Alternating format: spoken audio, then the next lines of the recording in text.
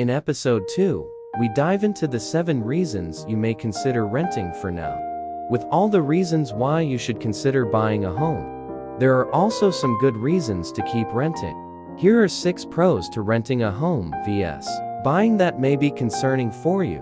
1. The cost of renting is generally less expensive than buying the same quality of home. Rent is less expensive than a mortgage on a monthly basis in most places, even when comparing similar homes. The typical U.S. home in 2023 was worth $347,415, and the typical mortgage payment for a buyer who put 20% down was $1,925. That amount was 9% higher over last year. The typical U.S. rent in 2023 was $1,982, an increase of 3.3% from a year earlier, according to the Zillow Observed Rent Index, but the trend shows rents flattening as more multi-family homes come on the market. 2. Renters usually have more freedom to move. Renting comes with fewer strings attached. Whether it's a different neighborhood or unit, you can usually move more easily to adapt to your current lifestyle and needs, or to try out a different city altogether. 3. There are usually no or low maintenance costs.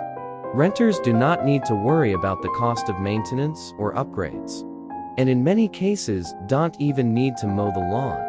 Data shows that home maintenance and upkeep run about $6,413 annually. 4. You may need to make fewer financial compromises. Coming up with a down payment to buy a home requires building up significant savings, and higher home prices and interest rates have made home buying an expensive proposition that can require financial sacrifices. Buying could require you to make sacrifices that you aren't ready or able to make, such as settling for one less bedroom when you're expecting a new member of your family, or cutting back on entertainment or vacations. 5. The upfront costs are likely to be lower.